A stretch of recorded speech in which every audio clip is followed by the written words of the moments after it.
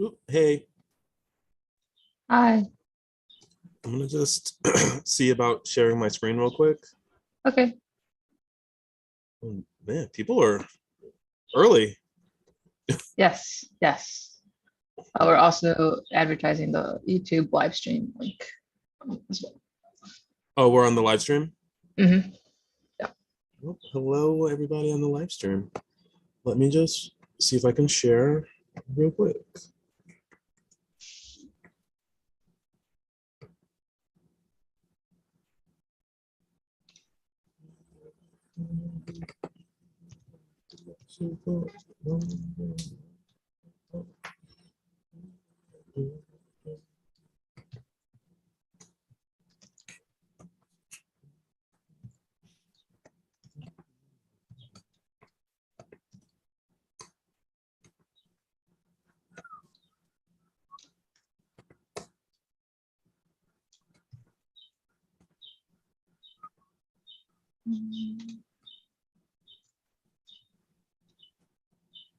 Yep.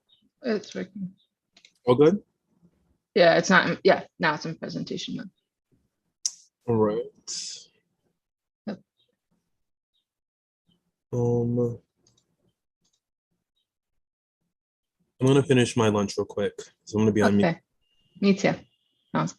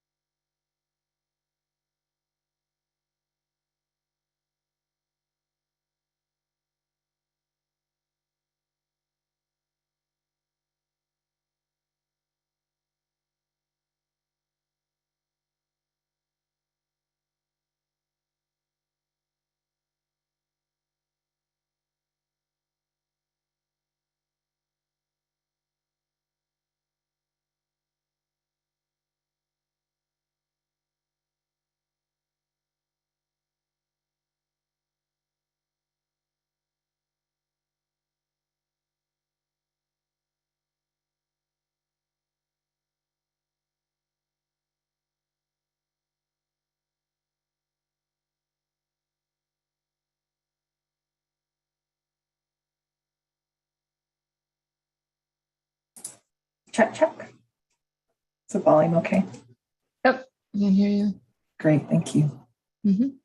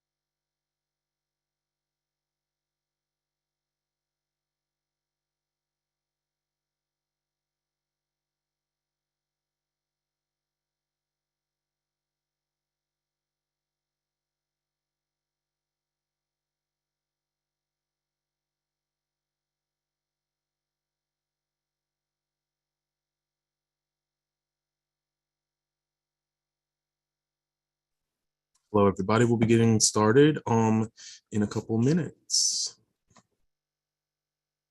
Our team, are we ready? Yep. You want me to go open up the room? We can go ahead and start opening up the room, and then we could do. I'll do that. Okay. Great. Thank you, Dr. Wong. Dr. Watkins.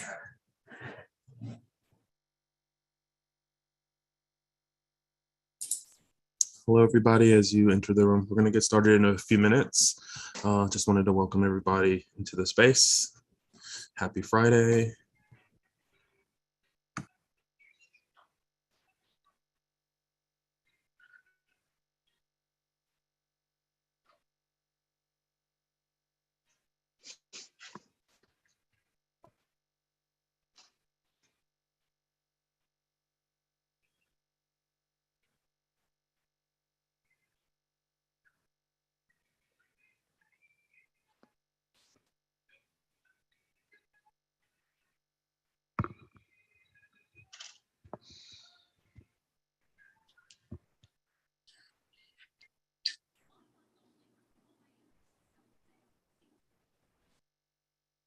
Everybody.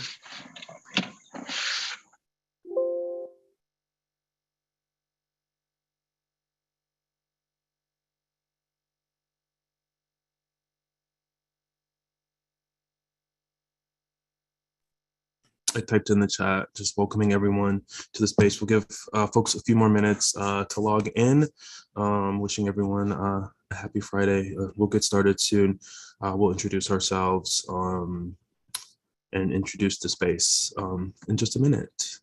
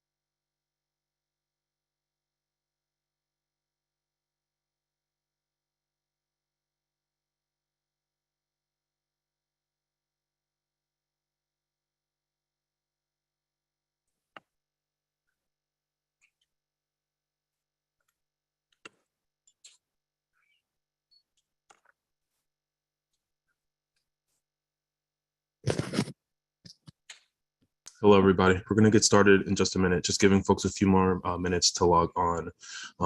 We see that the Zoom room has reached capacity. I think it maxes out at 300. For folks on the YouTube stream, we welcome you to the space as well. We will probably not be able to check the YouTube comments during the presentation, but we had a large number of pre-submitted questions, so we'll be going through those, and hopefully we can maybe we'll be covering a lot of those questions in the presentation today, and hopefully we can have some space for folks to unmute and open and ask questions. But as we let folks in, I just wanted to reintroduce ourselves, myself and the rest of our team, getting today's presentation started. We try to record the presentation, hopefully to be shared later, but there's levels and and layers of approval that have to happen. So hopefully this is something that can be posted later. But my name is Dr. Julian Watkins. I'm an internal medicine trained doctor. Been at the health department for the last 6 years. Here with my colleague, Dr. Marcia Wong. I'll let her introduce herself in a sec. But I'll say, initially, Dr. Wong and we worked in the Bureau of STI Control, Sexually Transmitted Infection Control. I identify as a sexual health doctor and internist by training, and we've been active in the city's response to COVID-19. We asked that everyone themselves.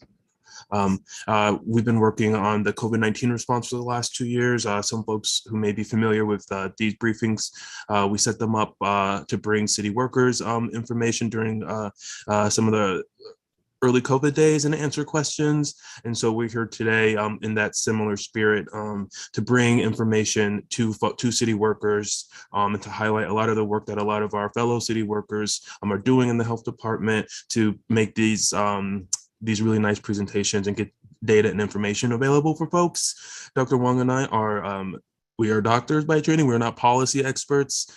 So unfortunately, we cannot really speak to some of the major policy questions. We know that policy questions are very real. And so we hope to, in the future presentation, bring HR professionals to help talk folks through some of these really serious and pressing questions. And we will get started in 1 more minute. Again, thanks everyone for coming. Dr. Wong, would you like to introduce yourself as we get started?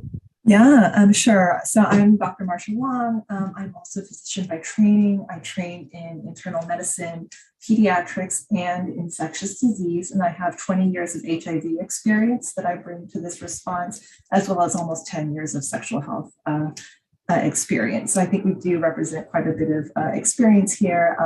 I have been working on monkeypox since almost day one, working initially on the first few cases and then now working mainly in treatment. But we've been part of this response for quite some time now, since the beginning. I'll leave it at that. Thank you. Thanks for spending your time with us. Yes, thank you so much. So we're going to get started. And again, for folks who may have just joined, we're going to be covering some of the public health and medicine and honestly community health messaging, information, and sharing with folks. We're unable to really answer policy questions, so we ask that folks save those for at a future briefing. We definitely will hope to bring some policy professionals. We have a lot of folks who are working behind the scenes to make today work. We thank everyone monitoring the chat. And again, we ask for folks to, when they log on, to please mute yourselves, and we will hop right into it. So the presentation is we're gonna give kind of general COVID updates, because COVID is still real. It's still happening, and then we'll go into some into the monkeypox or MPV conversation, and we're off. All right. So in New York City right now, where are we with COVID-19? So what you see on the screen is a visual representation of some of the COVID-19 community transmission trends. So this is over time, and as you see this, you see the lines going from left to right. Follows the trend rates of transmission. To the far right is where we are right now. There's a bit of a reporting delay, but as you can see, from that solid black line, which represents the overall average for the city, we can see a downward slope. So we see that the cases are moving in a downward trend. That's a good sign. We had a bit of a spike last month due to some circulating variants. These variants are still out there. They're highly transmissible, but we are seeing that cases are kind of coming down. So that's really encouraging, but we still have to be mindful and aware of that COVID is still out there. So since we last met, and for many folks who are new to the space, we talk about some of the recent updates and developments. So right now, in terms of who is eligible for vaccination against COVID-19, any and every New Yorker 6 months and older can get vaccinated free of charge. Everyone, and regardless of immigration status or insurance status, folks can get vaccinated. There's many different ways to find a vaccine against COVID-19. As the new school year is starting, if folks want to get their kids vaxxed, there's many different ways to go about that. Folks can, the website on the screen, the vaccine finder, folks can call 212-COVID-19 and talk to a medical expert. Vaccinations are happening. The city is managing some vaccinations, but also there's a lot of vaccination options in the community, so we're encouraging that. And overall, we've seen since the vaccines have been made available, these vaccines are safe, effective, and life-saving. We've seen with the unfortunate rise of variants that the virus has found ways to kind of circumvent or go around some of the protection against new infections, but thankfully the vaccines have still been able to hold up to preventing hospitalization, preventing severe illness, and preventing death. So the vaccines still have a major place in this, in keeping our community safe and out of hospitals and keeping folks from being severely sick and dying. So definitely encouraging that. It's strongly recommended, and the vaccines are free. This is just more information for folks who want to know about vaccinations available for children 6 months and older. A lot of children are being vaccinated. We do know that it's a bit the uptake is a bit slower. Vaccinating or giving a shot to a young child, a little baby, can be scary. But we just do know that it really is important, and we've seen a lot of the data around vaccination for kids, and we're really encouraging it. And I guess one of the main reasons we'll talk about a little bit later. Just to talk about kids a bit more, but this is we'll just do a quick overview of where we are in terms of vaccination of the city. New York City, the largest city in the United States. We're doing surprisingly, well, not surprisingly, because New Yorkers, we got it going on, but we have high rates of vaccination compared to other parts of the country. So in terms of folks with at least a first dose, around 88% of the entire city has been vaccinated. Around 80% have completed the primary series. And we're looking at boosters. As you can see, around 40% of the population has been boosted. Dr. Wong and I, we have a whole speech about boosters. We do know that when over the last 2 years, when it does get colder, when people are more inside, we've seen that COVID does have winter and fall surges. So we definitely are encouraging folks, especially folks who are 50 and 65 and older, folks who have underlying conditions, to really consider getting boosted as we enter, as summer starts to roll back and we get into fall, to really consider getting boosted to protect for that added boost of protection when we know how fall and winter have been long and tough in the age of COVID. This is just some more granular data. All of the data and images that we're sharing are actually available on our New York City Department of Health and Mental Hygiene website. You can kind of really, for folks who like numbers and like data, visual representations, folks can, dig in and kind of see who's vaccinated where, by age groups, by race and ethnicity. All of that is available publicly. I encourage folks to kind of look at it and kind of see what's going on, and kind of see, and just remember how far we've come. This vaccine program is, we just started vaccinating broadly for a little bit over a year, and we've the city of New York folks have really showed up and showed out in terms of doing what they can to keep themselves and their community safe. And I think it has been a true honor to work as part of this monumental and historic effort. So one of the reasons why we are, well, why we are talking about vaccines, luckily, I think one of the greatest things about this virus is that it hasn't been extremely bad for younger kids, for children, but we do know kids are getting sick, and so some of the data that we wanted to show, that really, one of the reasons why why I'm passionate and really do care about having children vaccinated, is we see that the cases are happening, and unfortunately, this virus has found ways to escape some of the immunity that we have. So it's getting more and more difficult to prevent new infections, but the vaccines are able to reduce some of these other things. So when you look to the middle, if you look to the right of the screen, you can see like deaths, hospitalizations. Hospitalizations is one of the key things. So these are the rates of the hospitalization rates in New York City by age groups per 100,000. So if you look, children 0 to 4 are hospitalized at nearly double that of the rate of some of the other children, of older children. So children are being hospitalized with COVID, due to COVID. And you think about it, nobody wants to be in a hospital, but when you think about, children, especially some of our youngest children, 6 to 4 months, nobody wants to see a young kid in the hospital. That, not beyond the financial burden and the emotional burden, there is just, lost work for parents to take care of the kid. And then it's just really scary. And then, it's scary to have their kid in the hospital. So, anything that we can do to prevent kids from getting really sick, I think vaccines are a really useful and important tool for that, for preventing kids from getting sick and dying. Just a note on testing. Testing is an evergreen tool, something that is always going to be something in our toolkit for COVID-19. And just knowing when to get tested, getting tested after if folks have symptoms. Yes, colds are happening, folks get head colds, folks get a chest cold, but COVID is still out there. So, having just COVID on the mind, and if you do have the sniffles or a symptom, always better to try to rule it out, as we say in a medical term, just, get tested just to be safe. So if folks have symptoms, after coming in close contact, folks can get tested.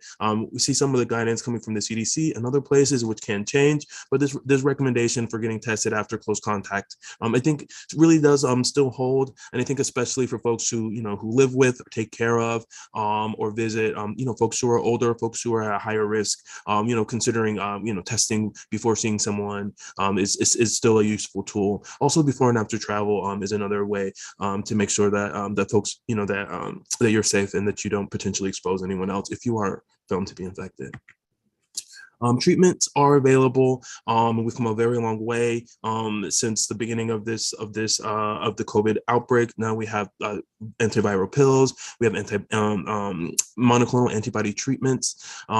They're all available. They are not a replacement for vaccination, but they are a useful tool that can add to keeping folks safe and from having the most severe complications. And so the pills, we're not going to go too deep into it, but the pills can folks can start their pills if within the first 5 days of symptoms. So if you are older, if you have mild to moderate symptoms, or if you have other risks for severe illness, there's something that can be done within the first 5 days of testing positive. So we are encouraging folks to really consider some of these treatments if they are concerned or have potential for a higher potential for a more complicated disease. Encouraging folks to talk to a provider, call 311, get in contact with someone. Starting these treatments, I think, is just another really important tool to keep folks out of the hospital. And keep folks safe and at home. And then a monoclonal antibodies. The window is a bit longer, about 7 days from testing positive. But if you test positive for COVID, there's things that can be done within the first few days, including starting a highly effective treatment that a lot of folks have used. All right, so now we'll talk about MPV. There was a lot there with COVID, but I think the story of COVID, we have come a long way. There are a lot of tools out there, and just really encouraging folks to rely on and lean in on some of the tools that we have all utilized over the last 2 years. We are COVID experts. We've made it this far, and we continue to keep ourselves safe against this virus, knowing that fall and winter.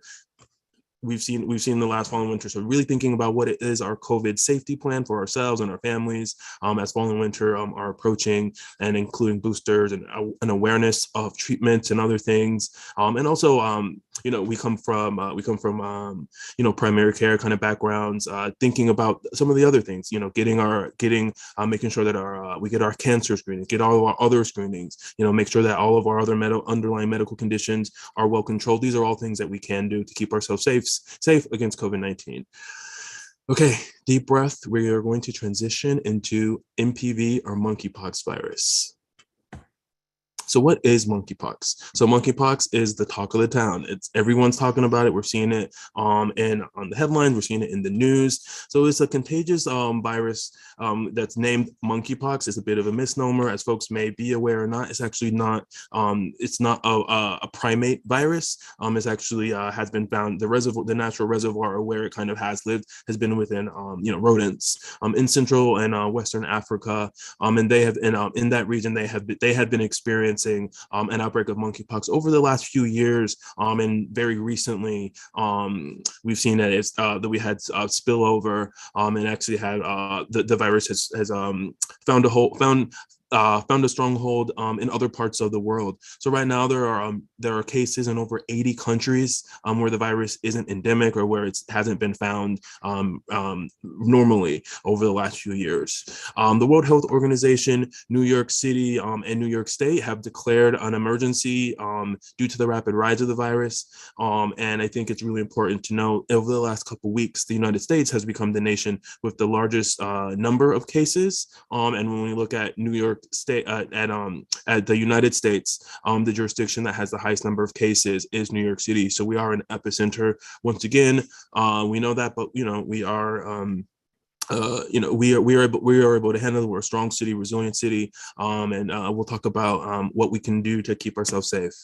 This is just some CDC images around the cases. The dark blue states and territories represent high number of cases, and so as I mentioned, the United States as this country with the highest number of cases. There's over 10,000 cases reported in the U.S. as of a couple days ago, but New York City, we have a little bit over, we have just under 20% of all of the cases in the United States, with over 2,000 of our fellow New Yorkers who have been diagnosed with monkeypox, or the orthopox virus. So what are the symptoms? I think the most common symptoms are this rash. There's a rash or rashes or sores. We will spare folks, graphic images. There's a lot of images online. But one of the things that we've noticed in this most recent outbreak is that some of the presentations are not very typical, or it's not presenting in ways that it had in some of the earlier outbreaks in other parts of the world. So the monkeypox virus is not reading the clinical and medical textbooks, so it's not following some of these other kind of patterns, but we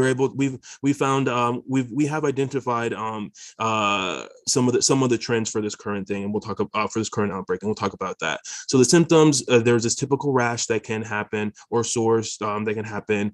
Typically they happen on the face, but they can happen on the hands as well. There's also this what we call a prodrome, or something like a flu-like illness that can happen either before or during or while folks do have the rash. And this flu-like illness, fever, swollen or tender lymph nodes, headache, muscle aches, chills, exhaustion, fatigue, that does happen. And what we have seen, one of the features of this current outbreak is that we've seen the pox marks in some of the more sensitive areas, as inside of the mouth, what we call the mucosal area, so the pink parts of our bodies. So people are having lesions in their mouth, people are having lesions in their genitals, or in their anus, and when it's in those areas, that's when the symptoms tend to be more severe, and folks are having some extreme pain and discomfort. It typically has been the course is typically more mild, but when the rash is in certain more sensitive areas, it can be the course can be can be very intense. So how does it spread? So the virus spreads by direct contact with a rash or sores of someone who has been infected. We know that folks can get the infection with contact with clothing, bedding, or other items that a person who has been infected with monkeypox has used or worn. We also know that there is virus in large respiratory droplets. In the age of COVID, I guess a lot of folks are more familiar with these things. And so when we think about respiratory droplets, we're thinking about, when you talk, the spit droplets. So these are things that are not suspended in the air for a very long time, but we know that the virus is in some of those droplets. The great thing is all of the masks that we do have available against COVID also are protective against the respiratory droplet transmission for monkeypox as well. We also know, but this contact with prolonged skin-to-skin contact or face-to-face contact with the large respiratory droplets is contributing to the transmission in this current outbreak. I think a lot of folks are coming into close contact with other folks through sexual contact. You're in someone's face. There's a lot of skin-to-skin contact through intimate contact, and so we are seeing that right now. In terms of, is this a sexually transmitted infection? That's a really important distinction to be made when we think about some of the typical sexually transmitted infections. You think about a gonorrhea or chlamydia. This is a sort of thing where the sex act is necessary for transmission. We're not seeing that with the monkeypox virus. What we are, so there's a lot to be learned still. We do know there's some research to show that some virus has been found in some seminal fluids. But what if it's just there, and is it infective? We don't know that yet. Can folks be infected through semen? We don't know yet. So there's things that there's some things that we still are learning about this, and the science, updates are always coming, things are always changing. But when we do find out things, we definitely want to make sure that we bring it to folks.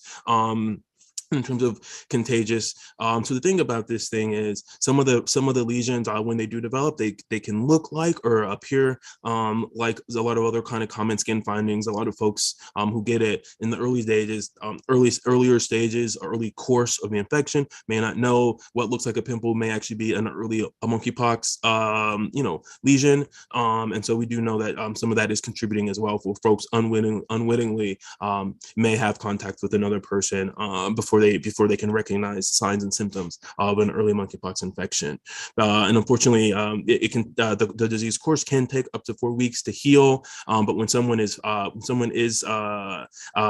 not infectious, is when all the lesions are healed up, the scabs are gone, folks are no longer having fever and chills, and there's no active lesions. So who is at risk? People, we know that with this increasing spread across New York City, we know that anyone can get this, but currently right now this virus is mostly being transmitted or mostly being spread in the social and sexual networks of cis men who have sex with men, folks who identify as gay, bi, or other men who have sex with men. But we also know that our social and sexual networks are very broad and exclusive and inclusive, and so a lot of folks in those networks may not identify as a man. A lot of folks may be of trans experience. A lot of folks may be non-binary or gender non-conforming. So we know that that's where it's primarily being found right now. But we know that there has potential to spread in other communities as well. So that's why really this effort to kind of help protect this community where this is right now. Another thing to just be mindful of, folks who have who have increased number of potential exposures, those folks are at risk too. So folks who have multiple anonymous partners, or just have who come in close intimate contact with multiple folks, that can be a bit higher risk. So you just think about exposures. A lot of skin to skin contact with multiple folks can potentially put you at a higher risk. So how to protect yourself and for sexual partners, since we know that currently some of the risk of transmission, a lot of the transmission does occur through that close contact that occurs during sexual or intimate encounters. So there is some guidance on our website around talking about monkeypox for folks who want to learn more, and offering some what we Dr. Wong and I, we come from a risk reduction background, working in HIV, working in STI field.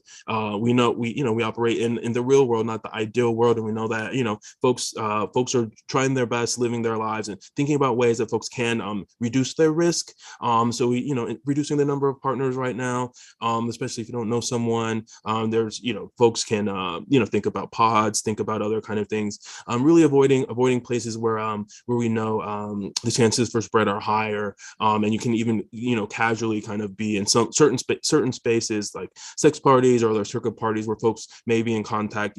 Folks have shirts off and you're rubbing against someone over a long night. That can be a higher exposure. And we're just encouraging open dialogue for risk reduction, talking to partners, asking folks, have you gotten your vaccine? Have you noticed anything different? Have you felt ill over the last few days or weeks? Notice any new scars? Just really encouraging folks to have these conversations with no stigma, no judgment. I think it's an important part. Just people have to talk more. How to protect yourself. It's always, trying to reduce the number of partners. If you are unsure and you have something that looks like a sore or a rash and it's undiagnosed or you are concerned, we're encouraging folks, to cover up with a Band-Aid or with a bandage or something to cover up anything that may be a potential lesion. As folks are trying to find out what may be going on, I think that's a way to help reduce risk as well.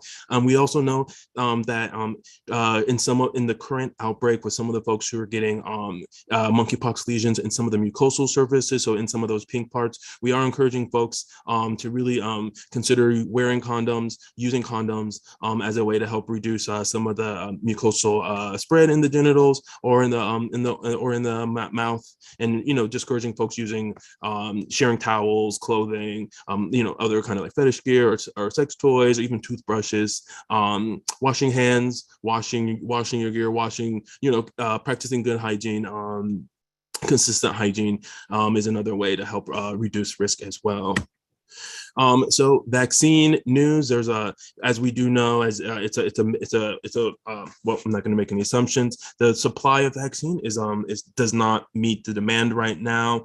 We've seen a growing number of vaccines be made available to the city of New York. For folks who want more information on vaccines, appointments, and other things, folks can text the number on the screen for monkeypox. Who should get vaccinated? We kind of mentioned it earlier. So there is this vaccine, the Jynneos vaccine, that's been approved for smallpox. Monkeypox is in the family, and we see that the vaccine is effective against monkeypox. And so we're encouraging folks who are 18 and older to get vaccinated if they are in the LGBTQ community, if there are men who have sex with men, if they're in those networks. We're encouraging folks to get vaccinated. There are some folks who are being for suspected or potential exposures, but for folks who are known exposures, folks who, someone who you do know has tested positive and they've been an intimate partner, or you have shared bedding or clothing, folks are being encouraged and contacted through contact tracing to get vaccinated as well. Eligibility, I kind of mentioned this a little bit earlier. So someone assigned male at birth, gay, bisexual, or another man, including trans men, other folks of trans experience, trans women, folks who are gender nonconforming or gender non-binary, also are eligible.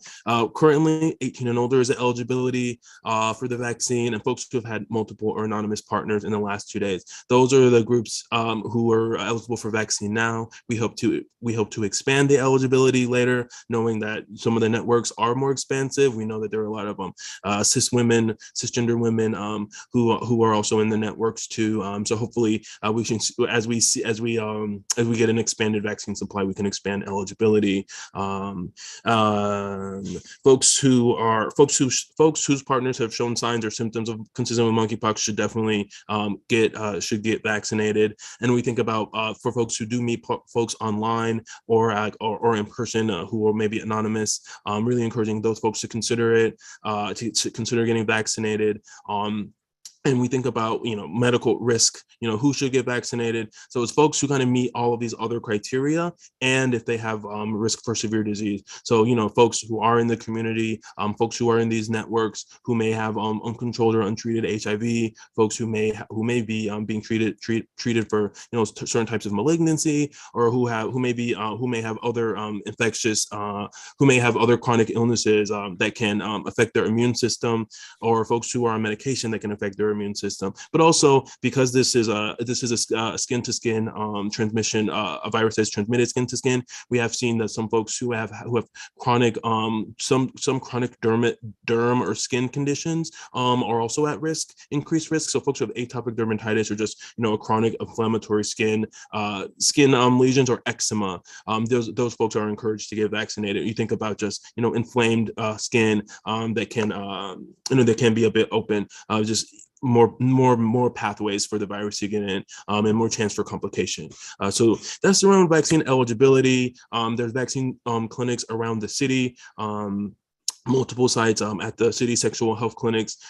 These are public health clinics that have been really helpful and have been really critical in our COVID response, in this monkeypox response, but also just for the sexual health of the city of New York. Those clinics, that's where Dr. Wong and I kind of came out of.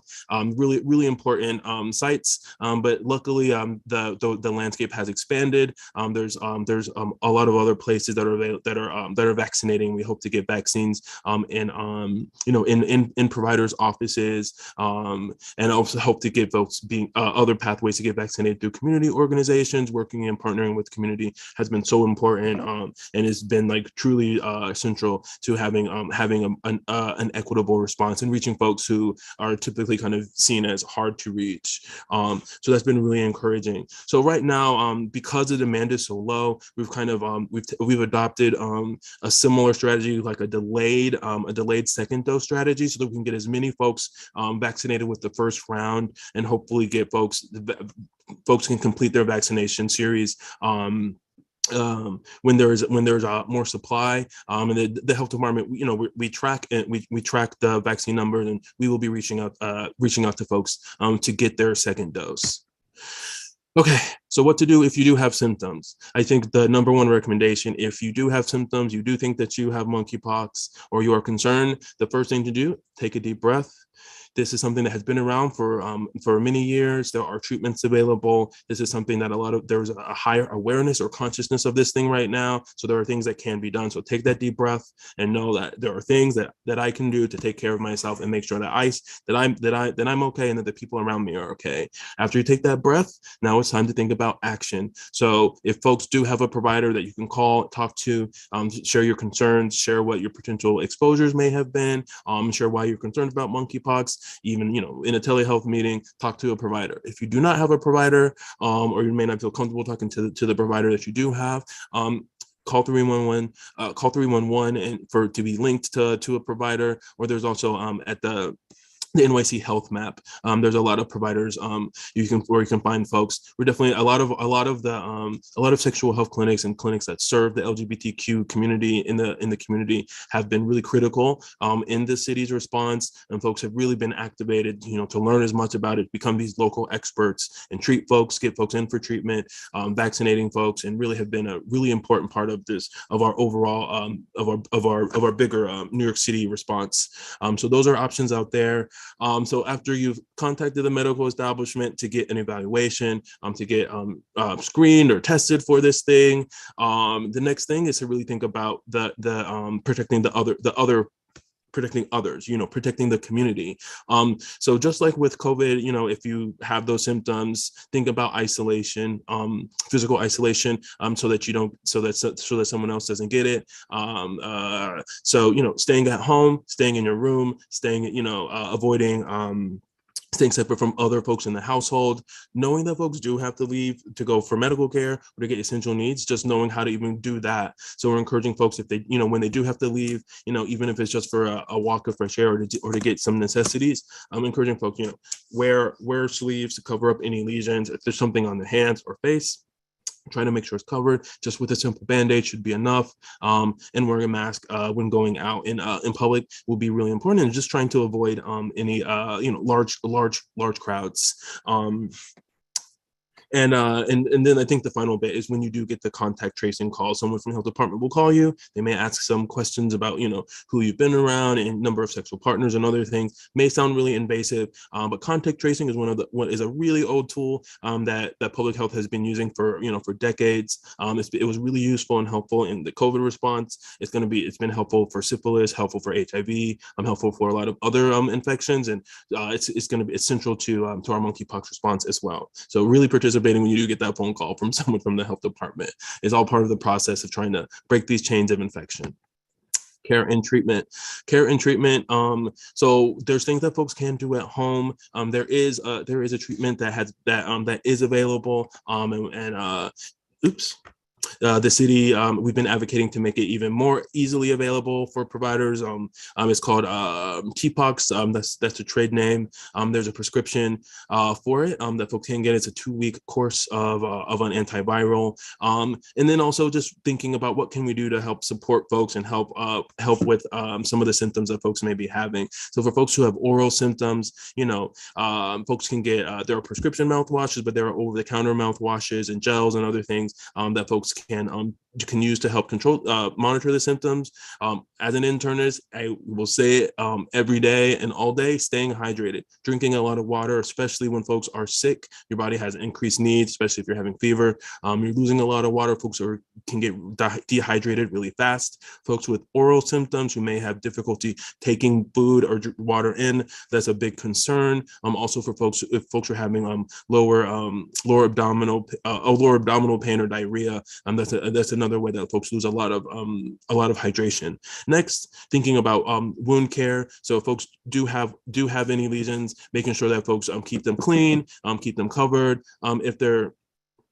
If they're very painful, there are some topical things that can be used for folks with like the generalized symptoms. Over-the-counter pain meds are great. Ibuprofen, naproxen, these kind of like non-steroidal anti-inflammatory drugs, but also acetaminophen or Tylenol. Those can help reduce pain, swelling, and fever. Anti-inflammatories, antihistamines, and other kind of topical things that go on the skin are also really helpful if folks are having itch, or folks are feeling uncomfortable. There's a lot of things over the counter like petroleum jelly, these what we call like emollients, like a thicker kind of cream that can really help protect the skin and promote healing. And then oatmeal baths are something that folks can do, and for folks who have symptoms in the anus or the rectum, considering a sitz bath, like sitting in warm water, a few inches of warm water, just to help alleviate the some of the pain. Or folks can also use some like topical over the counter like hemorrhoid creams and other things to help reduce the pain. For folks, if they do have monkeypox, we're encouraging folks to not have sex with other folks, to wash hands and to wash their hands and use their hand sanitizers when isolating at home, especially if they do touch an open sore or rash. But being mindful that hand sanitizers contain alcohol and can burn, and so if folks have open lesions on their hands, to be mindful of that. Better to just wash. Good old soap and water is helpful at neutralizing this thing. Want to make sure that folks are practicing wound care, covering the wounds, wearing a well-fitting mask, which we're all pretty familiar with, and avoiding crowded spaces. For folks who are at home, just really thinking, cleaning the bathroom, with regular cleaning supplies before and after use is a way to help reduce chances of spread for folks in the home. Trying not sharing, towels, bedding, and other things. If you can't isolate and sleep separately from someone, that will be helpful. Not sharing dishes, utensils, or bed. And then unfortunately, this is what we call this virus can infect animals. So trying to keep animals from getting infected will also be important too, because unfortunately our furry friends can get infected with this. Okay, so what is the city doing as we get ready to open up for some of the questions? This is just a short list of a lot of work that a lot of other city, public servants and city workers have done, are currently doing. We're providing guidance and really helping to support the healthcare system in the city, to have folks up to date on the latest findings, help folks with a evaluation and treatment for monkeypox. We are helping to test specimens in our central lab and advocating for expanded testing. As we can see, there's some of the commercial labs that are offering testing right now. We're doing case investigation and contact tracing, vaccination, the vaccination program, the rollout. New York City has vaccinated the most folks in the country, because we are, as an epicenter, we've vaccinated, I think the number is over 40,000 vaccines that have been out already. So it's a massive effort, and just really grateful for all of the folks who have contributed to this response. We're creating and disseminating guidance. There's a lot of guidance, a lot of really useful information on our website. Encourage folks to go check it out, save it. There's a lot of things in multiple languages that folks can use. We're conducting community outreach. We have an amazing team. There's an amazing teams of staff who are going out to social places on peak hours. Folks are going to nightlife establishments, talking to folks, engaging the folks, helping to get folks answers, and also helping to get folks reservations for vaccines. There's media campaigns that folks can see, and then we're also just working with the press and elected officials to get good fact-based information out, and really trying to combat the stigma that can come with this. Anything sexually related, we know that there's a lot of stigma. Anything, unfortunately, a lot of folks in the LGBTQ community are also stigmatized just for our lives, and so just being hyper aware of that and trying our best to make sure that we don't contribute to the stigma, and that we're actively undoing stigma. All right, so this is the last slide for what we can do. We shared a lot of information. Folks, this is to the right, you can see a QR code for folks who want more information. Folks and sharing information is one of the best things they can do. Checking in on our website regularly and routinely, and having the conversation, talking about it in a non-stigmatizing way, understanding that it's been a hard 2 years for everyone in all of these spaces. We acknowledge that it has been a really hard 2 years for everyone, and for folks coming from who are in groups who've been marginalized. It can feel even harder sometimes, and so we just trying to get through COVID, just trying to make it, and now this is affecting the LGBTQ community. So it is tough, and we know that a lot of folks some folks aren't okay. So we are encouraging folks, talking to folks about it, normalizing these conversations, and connecting folks to resources. So NYC Well is a very useful resource that folks can tap into if you do need to talk to someone, just because it is a lot. With that, Dr. Wong has come on screen. I will let you. We can get started with the Q&A. I will drink a little water. Thanks, everyone. All right, no, thanks so much. Excuse me, Dr. Watkins. So I think I just wanted to sort of frame this as, I just want to acknowledge that we are just bringing a lot of trauma to this situation, in the sense that we've all been through like 2 years of COVID. A lot of people are just carrying a lot of that into the current outbreak. And I just wanted to acknowledge sort of the anxiety about that surrounding MPV. But I just want to make it clear that we really need to focus on the communities that are currently being affected and suffering the most. And me and Dr. Watkins definitely have been witnesses to that really intense human suffering in this particular community. And so the focus of this response has been to prevent and to treat MPV in these specific communities, because that is really the community that's being affected at the moment. So I just want to center that. This is not, I know there's lots of questions about how it's transmitted. It's really intimate skin-to-skin contact. It's actually just not that good of a virus, at least from what we know at this point, when you look at the people that are getting infected. And yes, in the early days, it was really hard to test, but now testing is actually quite widely available. And we're really not getting cases. And it's not just the United States, it's also worldwide.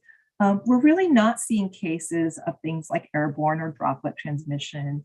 We're really not, we're seeing occasionally there are cases where like fabric may act as like a in between two people, but that is extremely, extremely, extremely rare.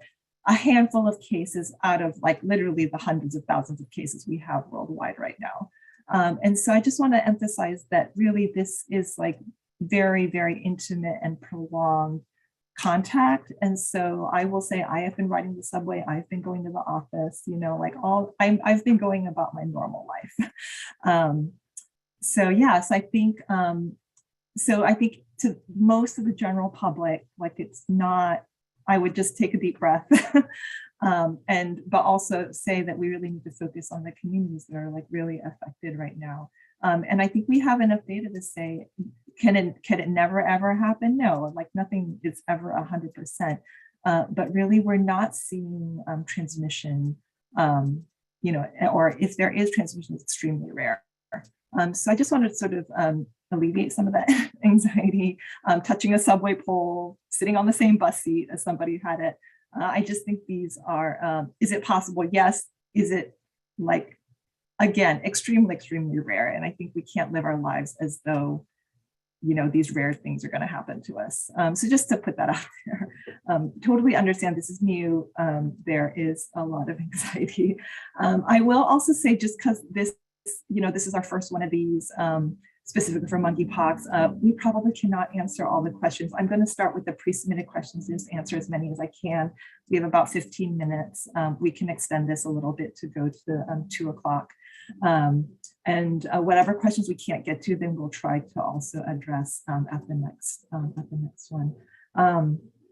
So just really briefly, there were a couple of COVID questions. I think status of boosters in the fall. I've heard there's an Omicron specific booster, but again, not available. It's still in research trials, so stay tuned for that.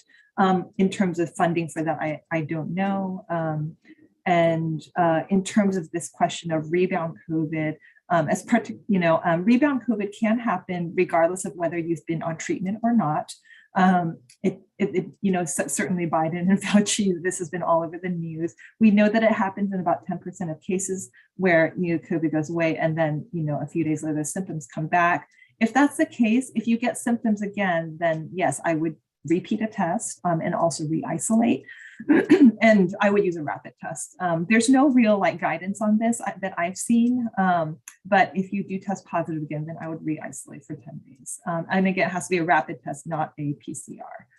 That's sort of what I would do. So I think those are the most of the, you know, I don't think Omicron is, I think outdoor transmission is still the same regardless of the variant. I'll just add, I guess, before we transition to the monkeypox, there was a question in the chat around some of the new CDC recommendations around isolation or quarantine after an exposure. And I just in the chat, you know, they make these recommendations, but I think it's good public health practice, and I recommend patients, family members, friends, you know, if there is a known exposure, to practice that caution, especially if you're going to be around someone who may be at higher risk in the next few days, to practice that caution, maybe not see those folks, maybe do tests just to be safe. But again, you know, the CDC makes their recommendations, but I think solid practice to do, especially if you do have concern about possible exposure to someone else. Yeah, and in terms of policy, it's also up to New York State. And so far, the New York State guidance has not changed since the end of May. That may change given the CDC guidance, but it's not CDC that makes up the local policy. So just to put that out there, it has to go really through New York State first. So just to make that clear. MPX questions? Yeah, so I basically chunked these all together. So I'm just going to basically just talk and hopefully this will hit, you know, a lot of the questions, but basically some questions about vaccines. So yes, vaccines are in extremely limited supply. It's still very much a changing landscape. And really, as I said before, you know, we just really have not seen, you know, outside of this community, outside of like really close, intimate contact, household contacts, we really haven't seen spread. And we do hear about these because they become a big deal whenever it's a thing. But there have been like a few child cases, and those really were household contacts. We are anticipating, so we are kind of making some guidance. We are thinking ahead if this is to spill over a little bit outside of the current sort of risk categories, but we haven't seen that yet. And so therefore, we're really focusing the vaccine on the most affected population. And so that is gay, bisexual, other men, such as men, transgender, gender nonconforming, or gender non-binary, who have had, and that's not everybody, right? You have to have had multiple or anonymous sex partners in the last 14 days. So that's really the risk category. So just being gay doesn't buy you the vaccine, just to make that really clear. Also, we don't really anticipate that we'll need to vaccinate healthcare workers, employer, if you're an employee of an office, like there's no reason for you to get the vaccine at this point, unless we really start seeing the epidemiology change. The other thing I will say is I think we've really, hit the peak and we are coming back down. So I think that's also a good sign that this may, hopefully we'll see what happens. But, maybe this may not, maybe something of the past in the next few months. Obviously, we'll keep you updated as things go along. In terms of, a lot of concerns about healthcare workers. Again, there's one case, a single case from years and years ago of a single healthcare worker getting monkeypox from a patient, and this patient had it looks very different than what the current outbreak looks like. And so far, we have not heard of the healthcare worker infections in this particular outbreak. And so the sense is that healthcare workers are not at particular risk, especially if you're using, your standard universal precautions that, we're supposed to be doing anyway for COVID. You have a much higher risk of getting COVID than monkeypox. Okay, so those are sort of most of the vaccine questions. We'll go back. In terms of transmission, I think we kind of talked a lot about that. We are, in terms of schools, congregate settings, I think there's a question about that. I am personally working with congregate settings. I also have a child in daycare. These are all dealt on a case-to-case basis. We anticipate that these will be extremely, extremely rare. And if there is a case in one of these settings, obviously we would be involved. So, but I don't think in a broad way, I don't think this is going to be a huge issue. Again, if things change, you'll be updated. You're going to hear there's lots of studies happening right now about monkeypox being in the environment. We can find it on, if you swab everywhere in a room, you very well might find monkeypox. I think there are studies like that where they've just swabbed things and they find monkeypox. Just because something can live on a surface does not mean that it can actively infect a person. And we really haven't seen that happening so far. And so, yes, you are going to see studies. They're going to make it into the media. It's going to say oh, monkeypox is everywhere, essentially.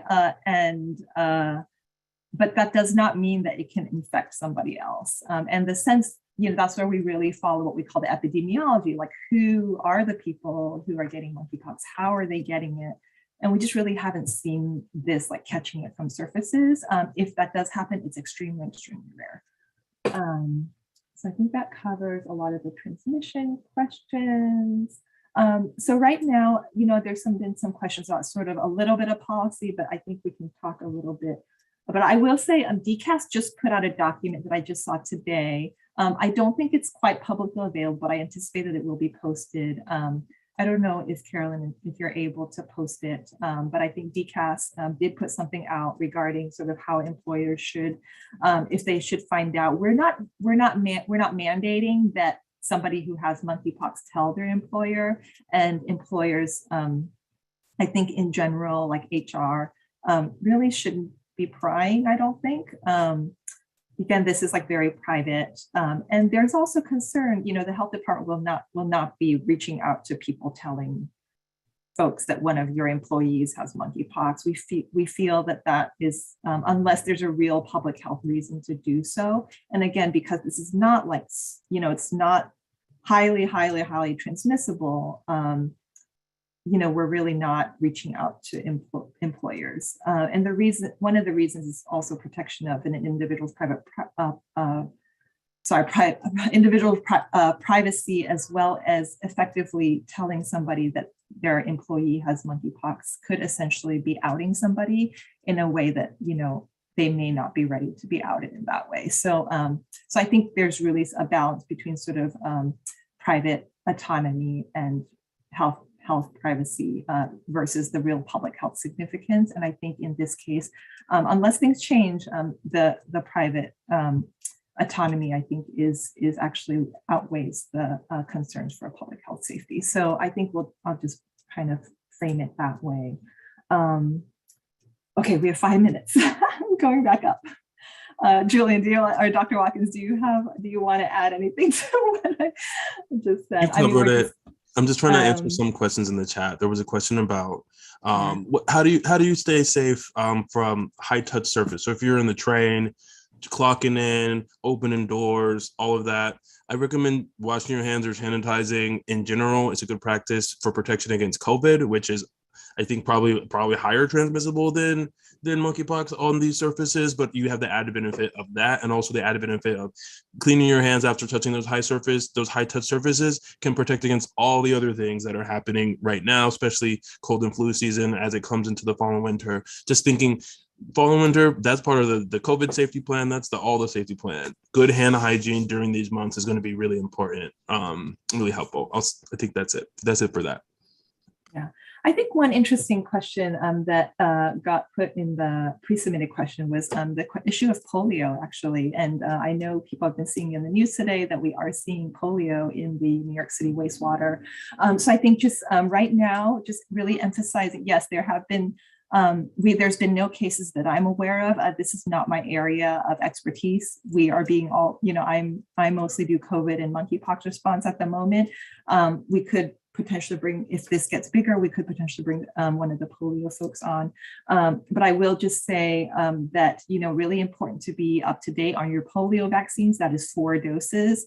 And so if you, and this is part of the childhood vaccine series, if you are an adult that has not gotten 4 doses of your polio vaccine, then I would definitely make sure you have 4 doses in.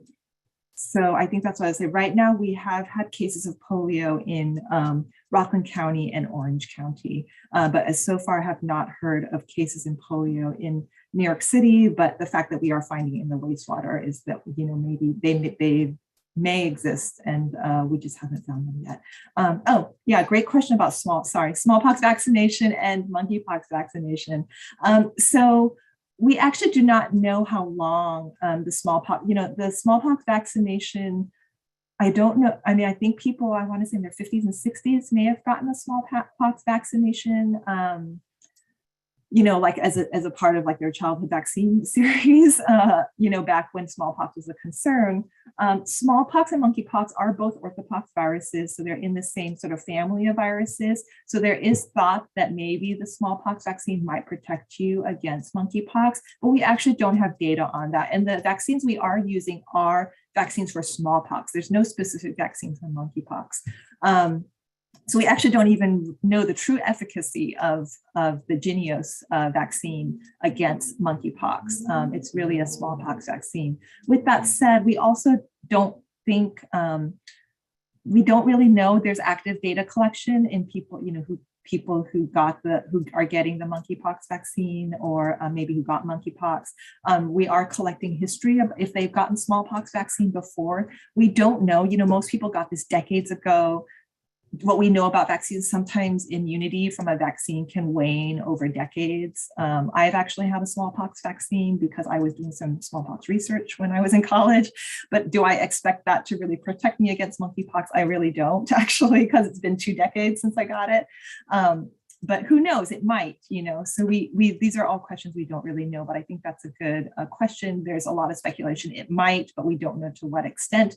And if you are exposed to monkeypox and you've had a smallpox vaccine in the past, we still would recommend that you get vaccinated with Jynneos against monkeypox, or to get the Jynneos vaccine. And that's usually has to be within 4 days of exposure. So regardless of, I wouldn't hang my hat on your smallpox vaccine, I guess is what I would say. Yeah. I would say, to add to that, thinking about it, folks we get our tetanus shots, every 10 years, but if you have you step on a nail, you get that boost. I think it's a similar thought for this. If you had a smallpox vaccine before, there is that cross protection and that cross reactivity, thankfully. But I think that the boost is really important for when there are periods of high community transmission. I think as we get ready to wrap, I think a lot of questions around boosting for COVID. I think that boosting for COVID should be part of everyone's winter and fall COVID safety conversation. Talk to your providers, talk to your family. Okay, we are in winter of 2022. We are facing the BA4 and the BA5 variant.